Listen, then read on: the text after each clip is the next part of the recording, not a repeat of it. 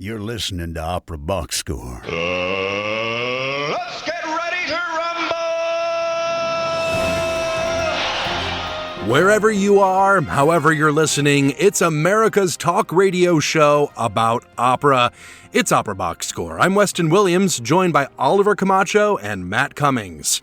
All right, this week, former countertenor, now baritone and stage director Drew Minter goes inside the huddle to preview Haymarket Opera's upcoming production of Vinci's Artaserse. And then, in Chalk Talk, new data suggests that the problem with opera attendance isn't actually price after all. Nobody tell Anthony Roth Costanzo. Plus, in the 2-minute drill, is it possible to have ethical AI usage in the arts? Opera Baltimore is on the case. Make sure you subscribe to our podcast on Spotify. Click follow on Apple Podcasts. Hit the plus sign. Email us your hot takes by writing to mailbag@operaboxscore.com or upload a voice memo using the You Got Something to Say tab on our website, operaboxscore.com. However you contribute, you'll get an OBS beer coaster, an OBS lapel pin, and a #1 OBS fan foam finger, just for sharing your own hot take. And without further ado, Oliver Camacho, what are the tennis people playing on these days? Oh, you didn't pass it off the right way. It's the most wonderful time of the year. It's grass court season. It's the shortest season of them all, just like the holiday season, right? Or like spring this year. Yeah, True. Exactly. We are just a week away from Wimbledon, which is, my future husband knows that I want to be married on the day of the men's final on center court. And I would love Carlos Alcaraz to officiate, actually. I think that's the best solution. Or Roger Federer, if Carlos isn't available. Is it important to you that you be ducking tennis balls the whole time? Matt Cummings, what surface are you inhabiting these days? I didn't manage to hit any balls around this weekend, but I do bring the greetings from enemy of the show, Tobias Wright. Oh. He's a daddy now. He is. Has been for a year, if anyone's keeping track. Tobias, if you're listening, we not. also have a child, and it's Opera Box Score, so... We need to get him an Opera Box Score onesie. That would be so cute, actually. I would love that. If you want to donate to contribute to our burgeoning OBS onesie business that we are starting right now live on the podcast, please go to our website, operaboxscore.com. And while you're doing that, why not listen to this in the background? Let's talk some opera. Huddle up. Let's go inside the huddle. Haymarket Opera's Artaserse opens up later this week as you're listening to this podcast. If you're listening to on the day it drops, the first performance is tomorrow. There's 3 in total, one on the 29th of June and one on July 1st. Make sure you look at the start time of the opera. It's going to be a long one. So they're starting early. The opening performance is at 2 p.m. and you'll be done before midnight. Maybe. Truly the ring cycle of the Baroque era. And the reason why I'm saying all of this about Haymarket is because of Haymarket Opera that I'm able to bring you an Inside the Huddle with Drew Minter, countertenor, cum baritone, but also stage director, who I worked with for 15 summers or more at the Amherst Early Music Festival. I worked as his assistant or as somebody that he was directing. And as I say on the podcast, I'm sure I say it pretty early in the interview, much of what I know about Baroque opera I learned from him. We'll get to the topic of Baroque opera and why you should see Artaserse later on in the conversation. But we begin the conversation talking about his love for Janet Baker, which was the topic of another interview I did with Drew for my other job, which we'll broadcast later this summer. But before we dive into the conversation, here is a very early recording of Drew Minter's singing Valtacito from Julius Caesar with the Philharmonia Baroque Orchestra conducted by Nicholas McGeegan.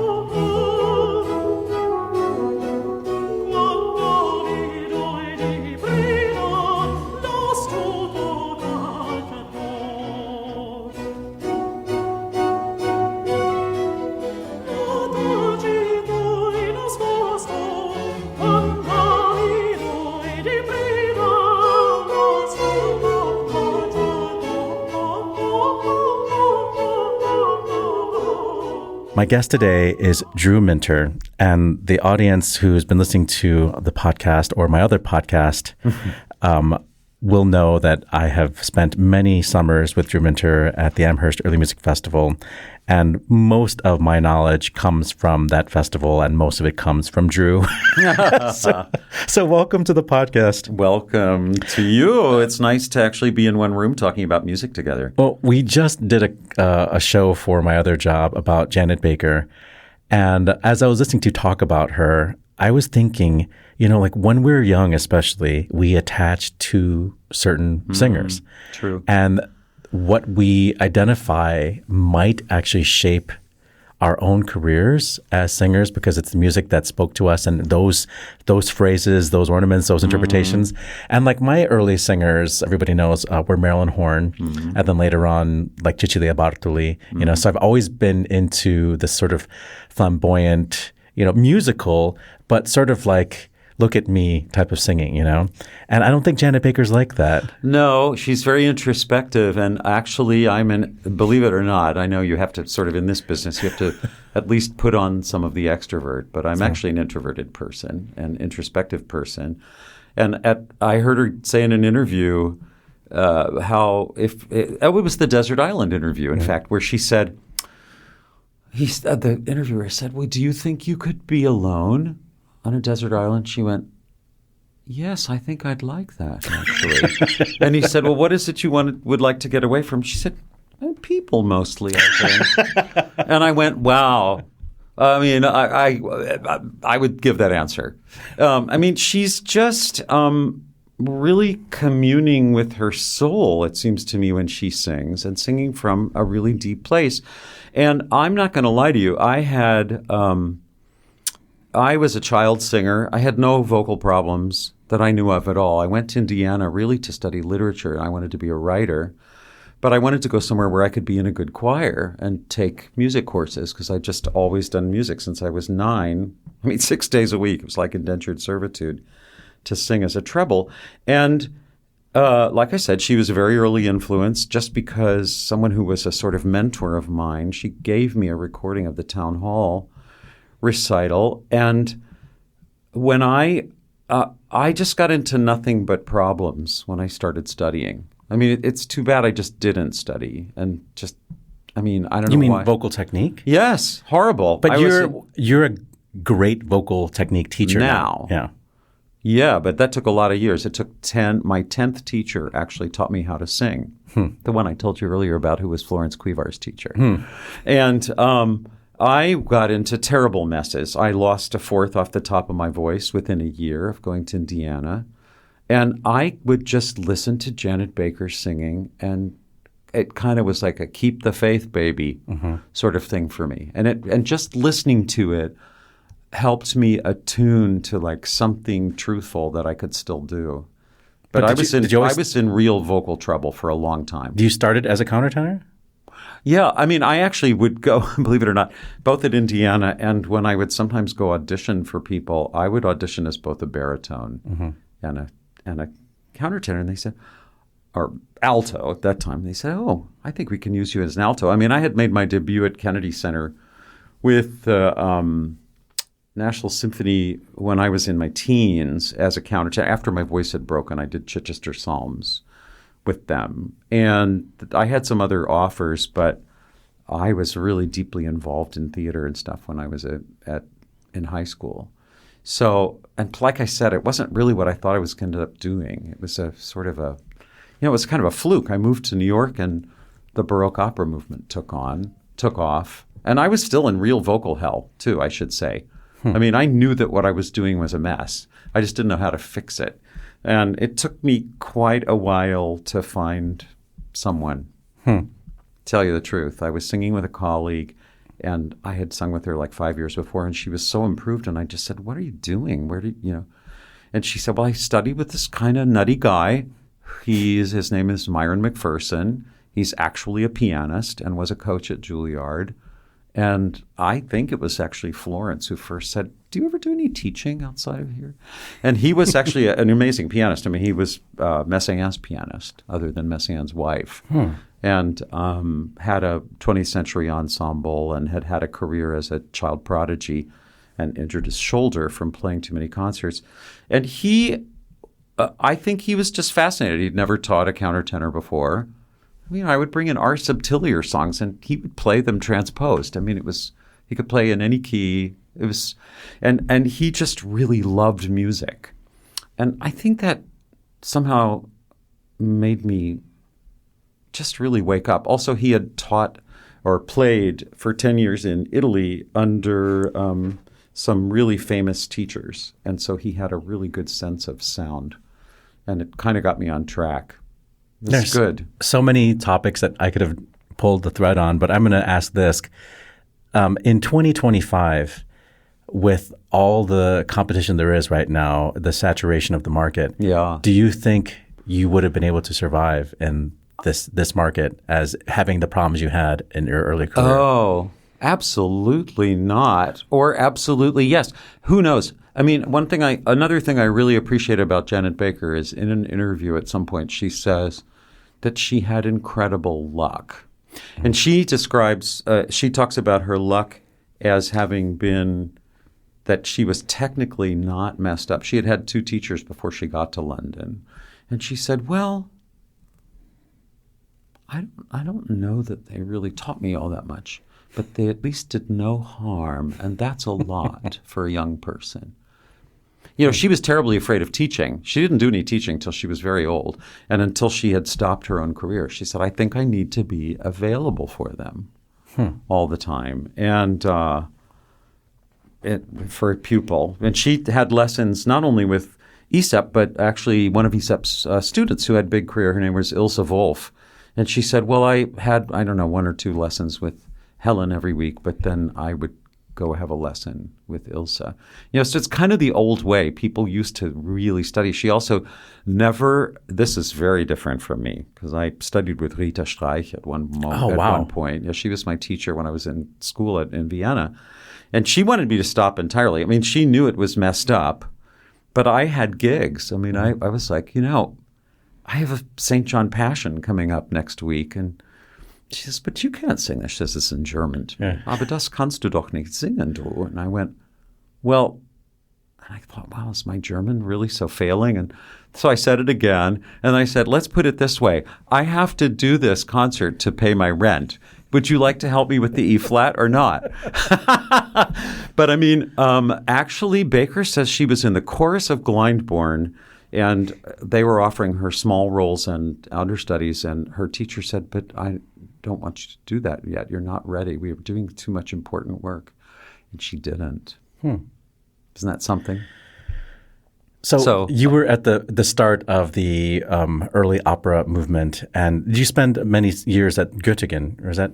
I did, but that was much later. I mean, that was this. So I met Nick McGeegan we basically left a lecture and drank beer together at an AMS conference in Boston in 1981, I would say. It was whatever the year was. I was the second alto in the B minor mass, what we used to call the B minor madrigal that Joshua Rifkin did, where we were 1 on a part. Oh my God! And so I had gobs of time because they were, I don't know if they were recording or whatever, but I wasn't in everything, and I went to some of the lectures, and I met Nick, and we just got to talking, and he said, it was something about cataloging numbers in Scarlatti. I don't know what it was. Anyway, and he says, darling, don't you think we should just go have a beer? And so we did, and we really got on. And he said, I have these designs on doing Orlando at St. Louis, where I'm teaching now. Would you like to be Orlando? And I went, sure. And that was really actually my first opera role. And it was what they tried to do. It was part of a Baroque festival about Baroque art. And they recreated all the machines as best they could from the original production, what they had in Covent Garden or Haymarket. And that kind of put me on the map. Andrew Porter, a lot of people came, and Andrew Porter wrote a huge piece on me in the New Yorker. And I wasn't expecting any of that. And I still wasn't really singing right. I can tell you that for truth. I mean, I feel like I actually got my technique in 1986. I studied pretty heavily with this guy, with Myron, for 6 months. And I mean, I said, well, I've already made record. He says, well, what are you doing here? And I said, well, I'm always in a panic when I have to sing high. And he said, well, you're not a soprano. You're a bass, singing high. So anyway, we got down to business, and he said, you're like a wonderful wedding cake, and somebody's put all this icing and pearls and rosettes. And he said, and then you cut in and there's no cake. So we've got to bake a cake. And I burst into tears because he was right, and I knew it. And we worked really hard, and I felt like I had a real sense of my sound then. And then the next thing that happened almost immediately, I'd been working with Nick several times since then, was that Arias for Senesino record. Mm-hmm. And that was kind of the beginning of having the career I never really dreamed I would have. So those two things, the opera thing, which I had zero training for, and then also that was movement.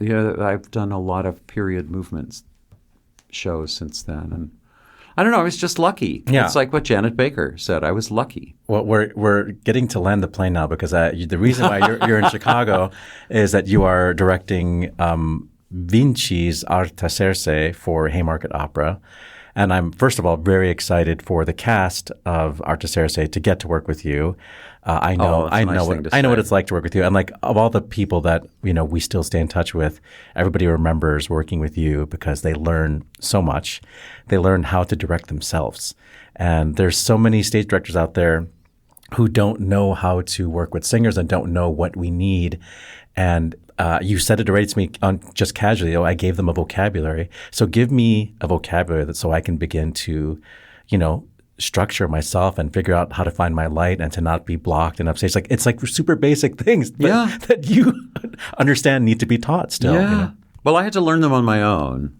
Basically, I learned a little bit here and a little bit there from people that I worked with. And I really remember when I started directing,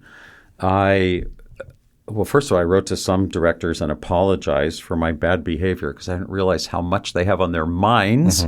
Mm-hmm. Because we're all there. I mean, and I would say this today when I direct a cast. I say, well, if everybody thinks the opera is about them, even the servant who has 5 lines, I mean, we think that in our lives. Mm-hmm. My life is about what's going on with me. If everybody is on board with that, then we have an opera. And in fact, in the 18th and 19th centuries, people had a repertoire. I mean, they actually, in the 18th century, they had their own repertoire of arias they brought sometimes. And Handel's famous for holding one of his singers out a window and saying, "Madam, you will sing my aria or not?" And she became quite famous for that aria. But I think, that basically at the time, the director was very often, first of all, the librettist, which in this case is Metastasio, who is considered the most important librettist including Da Ponte, of the 18th century. And I was very interested to do an opera of his because they just don't get done, I think partly because of length and complication of the Italian and et cetera, et cetera. Anyway, and Vinci too. Vinci had a very short life. He only lived to 30, probably poisoned by his lover's husband. Oh. And whereas Metastasio lived for almost the whole century and basically went to Vienna after writing 15 librettos and 8 bonbons for the rest of his life and, turned out the odd poem. Mm-hmm. So I think that repertoire is something that every singer had. I mean, we have to remember things like Mozart's singers. The Italian opera company was not an opera company. They were actors. They called themselves actors. Now, can you imagine that the first Fiordiligi called herself an actor? Right? I mean, we think of it so differently now. We have this idea that, singing is all about, the tilt of your larynx and all this other stuff. You don't really, I couldn't find really hardly anything about modifying a vowel until the mid-20th century when I started teaching voice. I was curious about that. Of course, transposition is the singer's tool, and even Vennard says that, but we have such different ideas about what a singer is now. I mean, I think we're so much more precious about it, and I think I like Janet Baker. She seems pretty matter-of-fact about it. Not about being an artist. That I think she's very serious about. But singing is something you learn how to do and then you do it. It's a job. A lot of English singers are like that. So I agree with you about the saturated market. I think it would be hard to come into today. That was from like 20 minutes ago. Yeah. Oh, sorry. No, it's okay. I always wander and return. Well, I remember reading in one of the handouts from Julianne Barrett, actually, you wrote, maybe it was an article, like a listicle of 10 things that make Baroque opera successful and give the considerations about Baroque opera. And one of them was about like how, keep in mind, it was candlelit, and like, at the end of every act, you're in automatic darkness because of the lighting.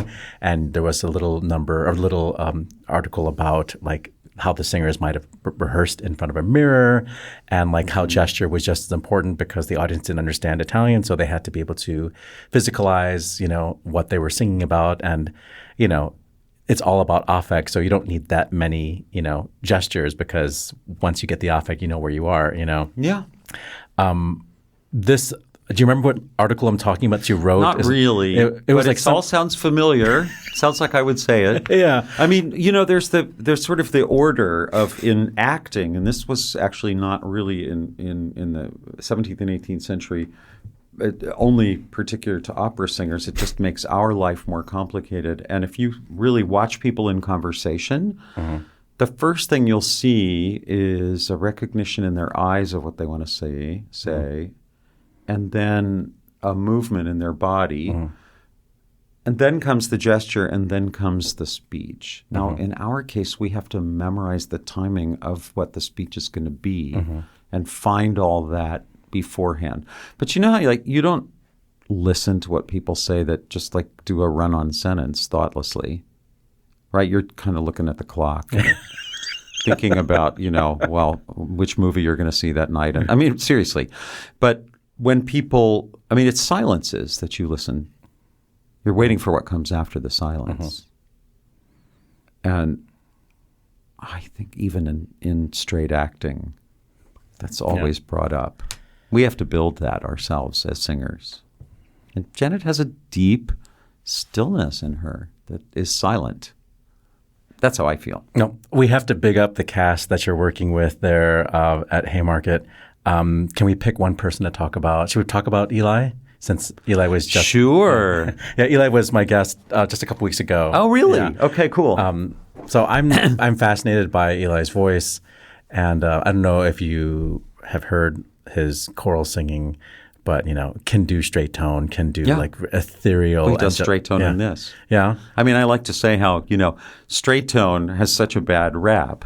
I mean, half of the singer, if you listen to old recordings from the early part of the 20th century, who doesn't sing with straight tone? And when I had students who came and said, I would say, well, what are you doing here, before we have the first lesson? And what are you looking for? And they say, well, I really want to have the same vibrato on all the notes. And I went, well, then I'm not the teacher for you, because I'll never listen for that. That's never going to happen.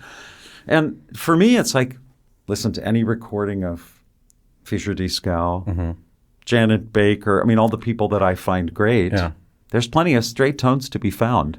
Yeah. Well, that's interesting, because I always talk, because people try to get me to define bel canto, and I say, well, it means, even sounding vibrato on every part of the voice, and, all shoved into Italianate vowels. And it's hard to sing English that way. It's hard to sing German that way if that's your approach. Well, it's funny because Baker talks about the Germans having their own approach to bel canto through the language. It's interesting because I've never heard anybody talk about legato as much as I have the people that I studied with in Vienna and worked with in Germany. Legato is terribly important to them, but they do it also through the consonants. The subject of vibrato, I'm trying to think, the first reference that I think we have to it as being an automatically wonderful thing is Mersenne. I think it's about 1610, if I recall, in a treatise. And he says, no, we want a pleasantly vibrating throat, is what he says. But of course, then all you see is the discussion of sweetness, purity as being prized, and the problem vibratos, a vibrato that's too fast and a vibrato that's too slow. But nowadays, we have actually ascertained that what puts the nervous system of the listener at ease is approximately 7 beats of vibrato per second. And anything less than that or more than that, we have our alarms on that something's off. So the vibrato should have a variety. I mean, if you're in extreme crisis, you're not going to be singing with a slow vibrato or yelling with a slow vibrato. No. So we have all this information. I mean, you should have even Ian Howell on because he's the king of all this stuff, of like what it looks like on a graph and the nervous system and stuff. But the nervous system tells us pretty much everything we need to know. I mean, if your body movement is the same when you're being robbed on the street and your purse is taken away as when you're lying with your lover in bed after a very fantastic experience or evening, I think that there's something wrong with you. Something's wrong. So if one vibrato is what you want, I don't know. I can't get on board with that.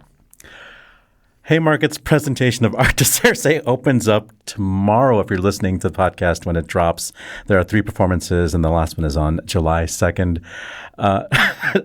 I think the audience can now see why I would return every summer because there's so much information to glean, and it's not always in a direct line. No, I like circles. Truman, anybody who sees my staging will know that. Thanks for being a guest on Opera Box Score. What a pleasure. My thanks to Drew for agreeing to come on the show and for being so open. You all may be surprised at how direct I am with Drew and how maybe, I don't want to say disrespectful. I don't think listeners will be that surprised by that, Oliver. I am a pretty audacious person, and I always test people's limits. And I've been testing Drew for years now, and I don't think I've found it yet. So thanks again for coming on the show, Drew. And once again, if you can get yourself a ticket, there's a waiting list, I believe, for Artaserse, 3 performances beginning this weekend, haymarketopera.org. Yeah, you got something to say? Then yeah, all right, you can say something. This is Listener Mailbag. We have a listener mailbag letter here that was sent in from David from Concord, New Hampshire, who says, first of all, let me tell you what a great show you have. Oh, thanks, David. Thanks. David says, I'm a super senior voice lesson singer, decidedly amateur, but enthralled with opera, singing it, listening to it, and watching it. He says he does have one complaint, though. We have a great sports and opera story in Chicago that we are ignoring, or at least so David says. Of course, he's talking about the Chicago Cubs and the banner year they're having. Are they? They are. I did look it up because here's the problem, David. Ever since George Cedarquist left, our knowledge of what the Cubs were doing has completely left our minds. So you can blame George, send him hate mail whenever you like. But David is right. We're neglecting the Cubbies. I mean, the new Pope is also a Sox fan, so we've been a little distracted by that. It's a tough press cycle for the Cubs, if we're being honest. True, but they are currently ranked number 1 in the National League Central division. They are 46-31 as of recording, although they did lose their most recent game against the Mariners between the time David sent this in and when we recorded. So hopefully we're not on a downward slide. But David does describe a few instances in his letter about, the ups and downs of the Chicago Cubs that are worthy of operatic documentation. In this season or in their... In general. He says he's been a fan since 1956, so he's got a lot. He's got 69, 84, the 2003 Steve Bartman incident. If you remember, that was when the fan Steve Bartman ended up knocking the ball. Yeah. No, he knocked the ball out of the way, and it might have cost the Cubs quite a bit. He says, believe it or not, the night before that Bartman game, he was at the Met watching Renee Fleming in La Traviata. He was with a posse of Cubs fans, all wearing Cubs hats at the Met, which I think is great. And the Cubs were playing that night as well. And he says, we anxiously awaited intermissions to get the score. As Act 1 came to its thrilling climax and the lights came up, one of us got the score and called out to the others, Cubs lead. All of a sudden, you could hear that glorious phrase called out across the Met floor. La Traviata was forgotten in a wave of sympathetic interest in the lovable losers, even among the opera crowd. Yet another example in the death of monoculture brought by smartphones. I don't even know how true. they got the score in 2003. David says, as a 70-year-old operatic saga, the Cubs call out for a Verdi or Wagner to further immortalize them. Will the rainbow bridge of a strong Cubs may lead to yet another Götterdämmerung? Will Jed Hoyer as Figaro pull it all together for a happy ending? Or will Craig Counsell as Radames be crushed beneath the weighty stones of Cubs tradition? And he says we should be looking out for that. So thank you so much, David, for bringing our light to this horrible, horrible blind spot that we've been neglecting. Go Cubbies, go! Chalk Talk on Opera Box Score. There's an article on Opera America's website, which is behind a paywall, if I'm not mistaken. But yes, through the magic of technology, we were able to read this article because we're not paying for an Opera No America paywall too high, listeners. Exactly. So the article is called Audience Data Suggests Opera's Problem is Perception, Not Price, and analyzes results from a study from the UK called What the UK Public Really Thinks About Opera and Why. And it's part of a pair of landmark studies published in 2024. The other commissioned by Opera America is called Understanding Opera's New Audiences.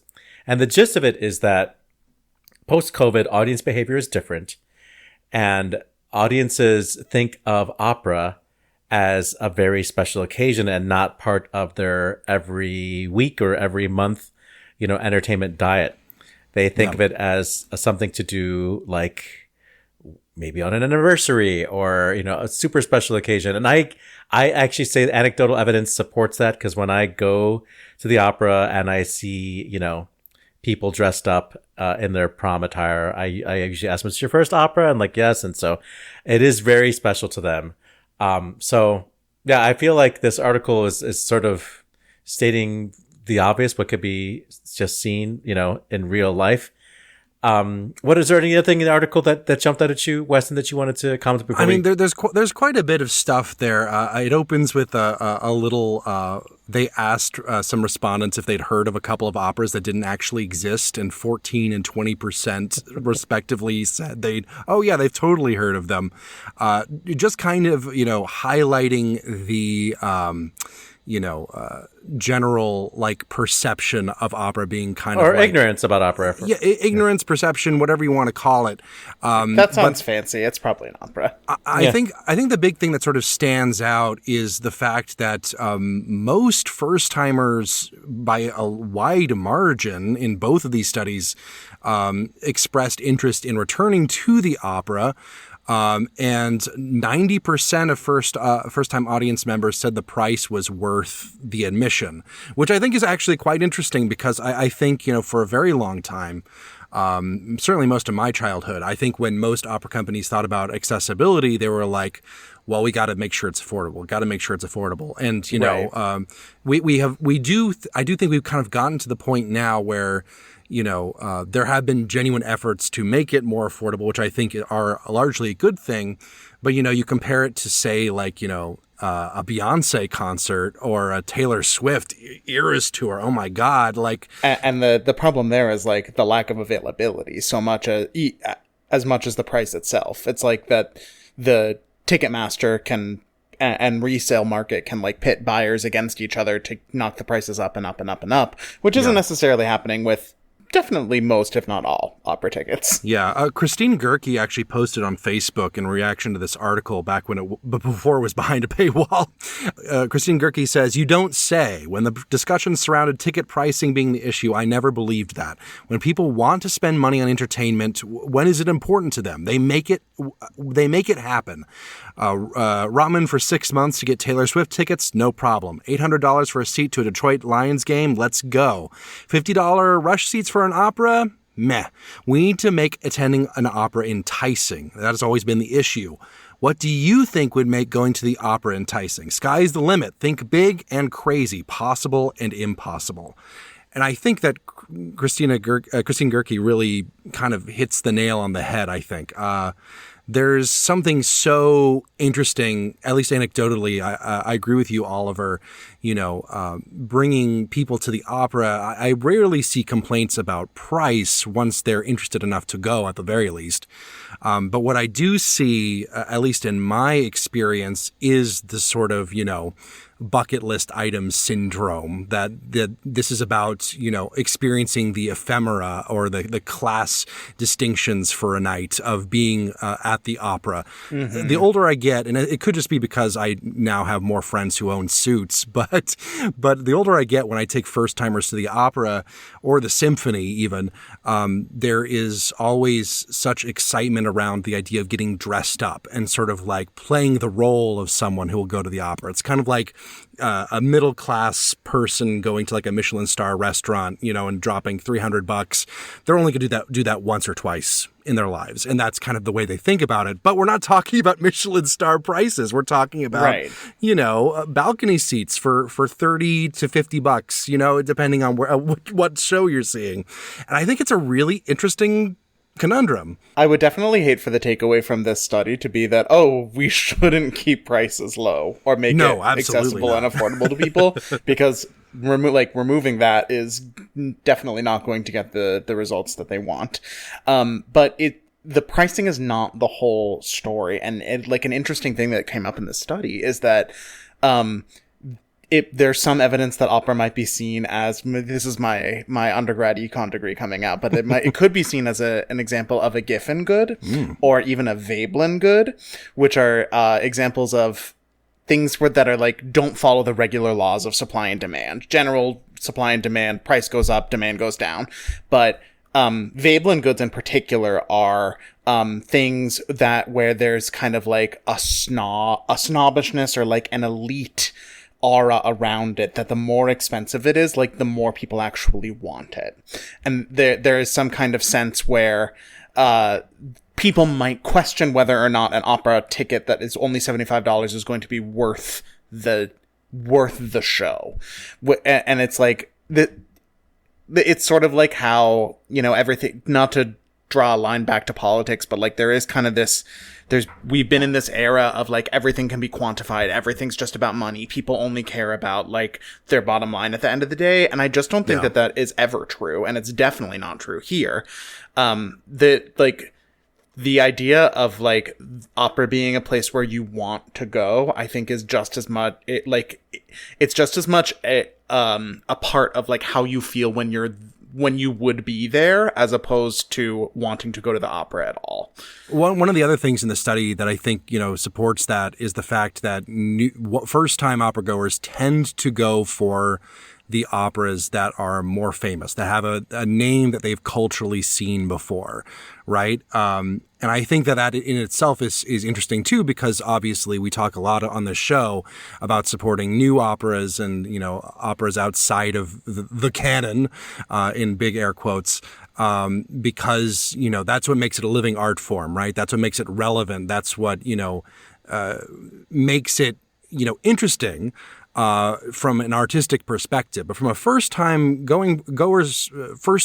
opera goer experience, they're going for the experience, not really necessarily the music in and of itself. At least, then again, this is the UK. This is based on data from last year and supported perhaps by our, anecdotal experiences, but there is always some flexibility there. I think less and less people could name a single opera outside of, but I don't think that that's just about name recognition, though. I think that there's more to it than that.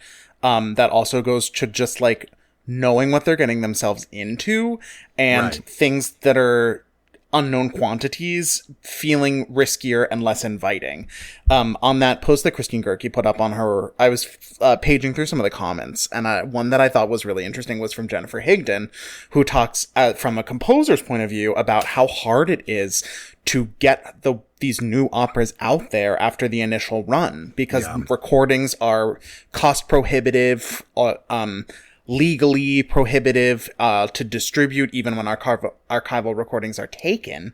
And so, like, I don't think it's just, like, knowing that Cher went to go see La Boheme in Moonstruck, or the fact that there are, like, 15 La Boheme recordings out there that you can page through on Spotify and see, like, what it would be like to sit there for an evening. Whereas, like, even something that was fantastically successful for a new opera, like Fire Shut Up in My Bones for a couple years ago, like, going in blind was part of the appeal there, but it's not always going to work out that way. And, you know, on the other side of that coin, I sometimes will have the concern about a war horse. Like, imagine, you know, a young progressive person seeing an overly traditional production of, like, Turandot or Butterfly with, like, Yellowface. You know what I mean? Yeah. Like, I've seen that. I've experienced that. I'd taken a friend to Turandot, and he was, you know, a little queasy about it, I think, understandably. And even beyond that, you know, there's, you know, it puts enormous pressure on these war horses to be, you know, to not be mediocre. They have to be good enough so that the person who is seeing it for the first time walks out and goes, that was amazing, and I want more. The sense of, like, opera as being inaccessible or snobbish or, like, cut off from people's daily experiences, it's not just the fact that we're mostly doing museum pieces. It's also, like, how people look at you and talk to you when you're there. Yeah. I've talked on the show before about, like, being a young, like, opera aficionado. They should be, audience should be happy that I'm there. And a lot of times when I'm, like, down there sitting at Lyric Opera of Chicago, they're, like, giving me side eye, like, what are you doing here? Like, why are you in our space? And, like, that is not an environment that people are going to want to come back to. And it's like, even the examples of opera in pop culture are stale. Like, Pretty Woman came out 35 years ago. And so, like, when all you know is this, like, opera is for psychopaths and weirdos, and you go to the opera and everyone treats you weirdly, like, of course that's not going to be something that sounds appealing, because it's, like, such a limited point of view about what the art form can be like. And that's something that's so hard to change too, because that's something that, I think that we can like trim away, hack away at that perception by individually, as opera lovers, taking people to the opera without judgment, helping them along, but not being condescending, to enjoy it and really help them understand contextually what's going on, while still, like, letting them have an opinion about it. I know I've certainly been guilty as the person taking people to the opera for the first time of maybe, like, getting a little bit too deep into, the mechanics of something that they just don't have the, You mean you haven't hooked a new generation of opera fans with Aus Licht? Oh, I actually have, but that's, but it is difficult, right? Like, even going back to, like, the dressing up aspect, I know for a fact I've made some people I've taken to the opera feel bad, not on purpose, because they were so excited to dress up, and then I come to the opera in a t-shirt and jeans. Like, there's something you can, as individual opera lovers, really help people through it. Convert them essentially into being opera lovers in the traditional sense, where they have this autonomy of opinion and knowing what they like and dislike and the context of everything that they're seeing. And that is pretty great to do as individuals. But on an institutional level, it is very hard to do that when most people are only interacting with the opera as going to the opera, if that makes sense. Like, I almost think we need to do something like the U.S. military does with Marvel movies, where, like, they give movies money to present the military in, like, a good light. And maybe Opera America should do that for it sounds like you're describing Mozart in the Jungle. Oh, maybe. Frankly. Yeah, that's true, actually. But, like, I think there's, like, that's the level of perception we need to get. We need to have, I will say it's gotten better since I was young. I mean, I think the dominant sort of attitude for non-opera goers, at least when I was growing up, was opera is boring and old. And I don't think I see that perception around as much, at least in my daily experience among people that I interact with. But there is still not really a way for someone to independently, without knowing someone else who goes to the opera on a regular basis, to be like, oh, this pop cultural moment made me interested.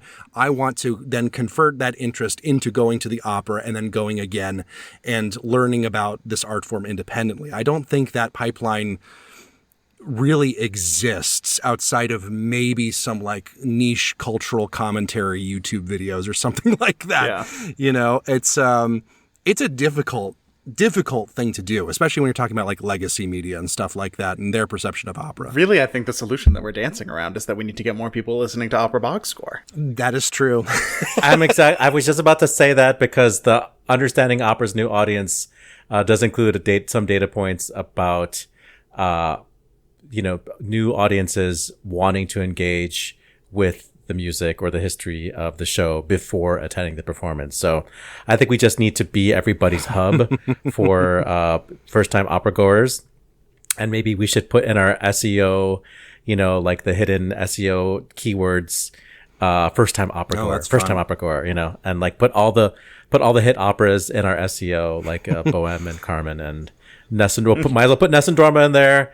Might as well put in Phantom of the Opera, even though we're never going to do it. Maybe you are going to do a show about Phantom of the Opera. I've had this one on the books for a while, that I will do a blow-by-blow of the fake operas from Phantom of the Opera and how they're actually incredibly good parodies of real operas. There will be clip-by-clip comparisons, don't you worry. The other thing that this study found was that, the most likely new audience members were people who are already interested in the arts. So if you know someone who is into musicals or, just art in general, but they're not necessarily an opera person yet, take them to the opera, teach them a little bit, and, make them subscribe to our podcast. We are on Apple Podcasts, Spotify, and you can leave us a positive review there. Spread the word about Opera Box Score. We are the future of opera, and we are very modest about that. The 2-minute drill is right now. This just in. The 2-minute drill. All right, listen up. Here's everything you need to know about what happened in Operaland this week. Opera Baltimore is one of 16 organizations set to participate in a pilot program to identify ethical uses of AI in the arts, beginning on the administration side rather than the creative side of the industry. People come to the opera to experience the full force of human expression, said General Director of Opera Baltimore Julia Cook. There is no app for making opera, but if we can use new tools to handle the behind-the-scenes logistics more efficiently, we can focus our time and resources on the thing no technology can replicate, paying real artists to do their work with integrity and care. Peter Gelb railed against the Trump administration in an interview with the Backstage Classical podcast, reiterating the Met's stance that border policies are negatively affecting foreign tourism and therefore the Met's flagging ticket sales. He also called out the economic chaos brought by Trump, not just in the U.S. but abroad. Quote, people who are wealthy, even if they are philanthropic, become more anxious about giving away money, said Gelb. They don't like to give it away when their own personal wealth is diminished. Despite our chalk talk, New York City's Teatro Grattacielo has become the latest opera company to adopt a pay-what-you-can model to attract new audience members. The company is suggesting $10, $20, and $40 levels for indecisive patrons. The model will be in place for 2 productions opening later this month. The Canadian government has imposed new sanctions on Russian individuals, entities, and vessels following a discussion between Prime Minister Mark Carney and President Volodymyr Zelensky at the G7 summit. 44 individuals are named, many of whom are known to be members of Putin's inner circle, including conductor Valery Gergiev, presently general director and artistic director of the Mariinsky Theater and the Bolshoi Theater, 2 of Russia's foremost cultural institutions. On the disabled list, tenor Brandon Jovanovich revealed in an interview in the summer issue of Montana Quarterly that he had stage 4 prostate cancer and was undergoing chemotherapy during his run of Moby Dick at the Metropolitan Opera. Amazingly, the heroic tenor only canceled 3 performances as Captain Ahab, and according to the report, his cancer is now in remission. Our best wishes to Brandon and his family. Exit stage right, British composer and professor Raymond Warren has died at the age of 96. Warren wrote in all genres, but focused on creating music children could perform, including 4 of his 6 operas. Over the course of his career, he taught composition at Queen's University, Belfast, and the University of Bristol. And on this day, June 23rd, in 1837, it was the first performance of Albert Grisart's L'An 1000 in Paris. Also an Albert, this time Lortzig, first performance of his Hans Sachs in Leipzig in 1840. Kurt Weill's Der Ja-Sager had its first performance this day in 1930. 10 years later, Sergei Prokofiev's Semyon Kotko premiered in Moscow. And in 1950, on June 23rd, it was the first performance of Hendrik Andriesen's Philomela, not to be confused with his son, Louis Andriesen. In 1685, Italian castrato Antonio Bernacchi was born in Bologna. He created a number of roles in Handel operas. In 1824, it was the birth of German composer Karl Reinecke in Altona, Germany. 1837 saw the birth of American composer Ernest Guiraud in New Orleans. In 1862, American soprano Geraldine Ulmar was born in Boston, who was associated with operettas of Gilbert and Sullivan at their American premieres. In 1877, American composer Blair Fairchild was born in Belmont, Massachusetts. He was the first American to have an opera performed at the Paris Opera. And happy birthday to our queen, the great American soprano Sylvia McNair, born this day in 1956. And that's your 2-minute drill. Be kind and courteous to this gentleman. In his looks and gamble in his eyes. Feed him with apricots and dewberries, with purple grapes, green figs and mulberries, and mulberries. The honey bags steal from the humble bees, and for night tapers crop their waxen thighs, and the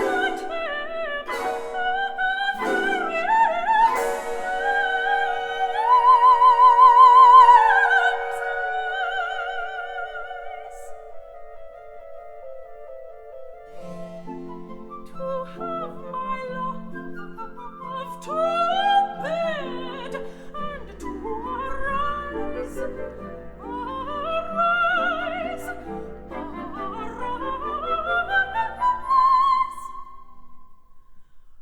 Nod to him, elves, and do him courtesies.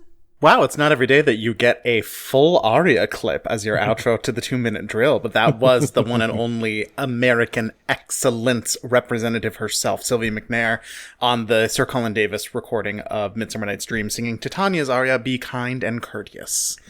I've been thinking so much about Sylvia McNair, and I didn't realize it was her birthday today, but I was at Opera Theater St. Louis listening to or watching Midsummer Night's Dream, and I kept thinking, oh my God, I love the Sylvia McNair recording of this.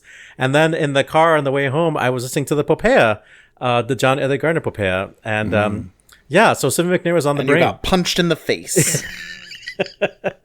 For making a left turn without signaling, yeah. Let's talk about, first, let's talk about Brandon Jovanovich. Man. Do I feel like a jerk now because, they had that Queen of Spades, the season finale of the Met, or part of the season finale. And Brandon Jovanovich was not originally cast. It was Brian Yeague, and then Brandon, and then finally that last guy, Arson, I forget his last name. But I was like, what's wrong with people? Like, why don't they just commit to their... Well, Brandon Jovanovich definitely knew that role because he did it at Lyric maybe 6 years ago. I mean, I'm so glad that he's in remission. Stage 4 is, if you don't know, the worst one. It is the final stage of cancer. That is not an easy role either. And you have to do the entire thing wearing a prosthetic leg. It's like a harness. I mean... Real listeners from 2019 will remember when I was in the chorus Moby Dick when they were doing it at Chicago Opera Theater, and assuming that the costuming is similar, it's like a whole harness that you have to wear with your knee up in the peg leg and like waddling behind it and like covering it with a coat. You get like hoisted up onto the mast for the part when they're following San Elmo's fire, like a very physically demanding role. Just absolutely amazing he was able to do it while also undergoing chemotherapy. Glad he's doing better. Hopefully it stays that way.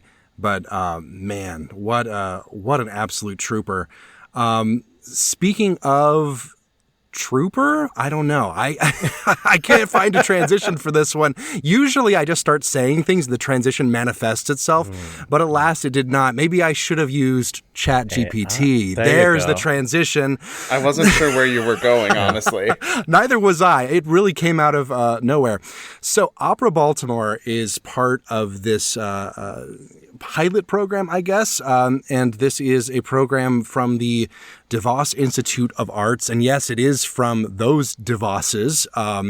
It was named for their foundation or institute, whatever, was named after them back in 2010. So before things got really crazy, but I think maybe a relevant thing to point out. They're gonna multi-level marketing their way into opera administration, right? Because of the money through Amway. Yeah, so maybe some dubious ethics already, even before we get started talking about AI. Now, I think, I'm not sure if I've said it on this podcast yet or not, but I am staunchly against generative AI as a concept.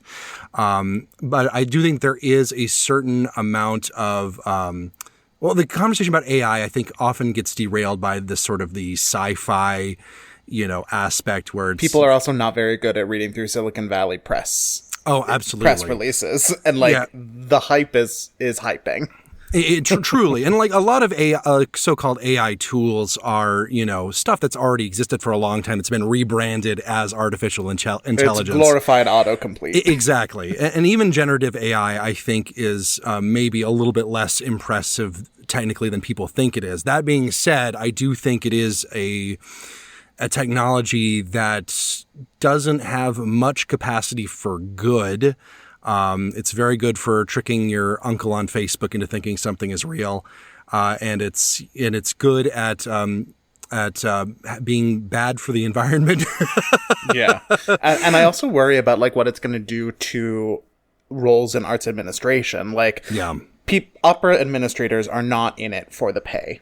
No. Generally, many of them are in the business because they love the art form and care about it and care about its history. And when that is when this is like yet another obstacle that people are going to have to put up with in order to be able to like possibly hope to make a career in the arts, like, I worry. Yeah, I think there's a certain amount of pressure in, Silicon Valley and for-profit industries that says you got to use generative AI, you've got to use it for various reasons. It's such an amazing tool. It's going to be essential. It's the way of the future. If you're not using it, it's wasteful. Exactly. And it's, I'm not going to say without any definitively that there aren't necessarily uses for it in the back end of things in the arts, but it does disappoint me that we're seeing nonprofit institutions start to adopt that mentality as well. Especially, in an art form like opera, which I think, opera has been a little bit more resistant to some negative technological trends than others because we're still doing unamplified voices and orchestras. We are well behind the curve as far as that goes, even next to like, a Broadway show where you're starting to sneak in tracks and miking and live auto tuning and stuff like that.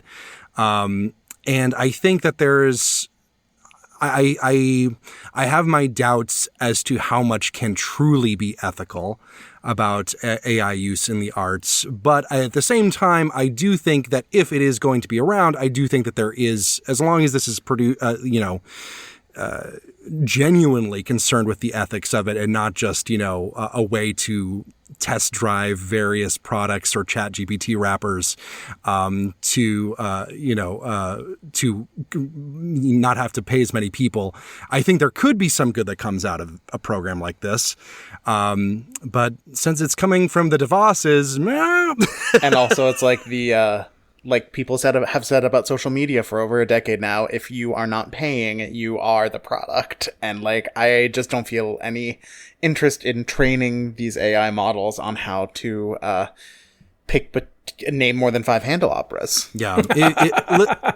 I think it was 4, actually. Well, we could replace George with AI, but everyone else, I can say with confidence, if you hear my voice on an AI, it was not something that I signed on to.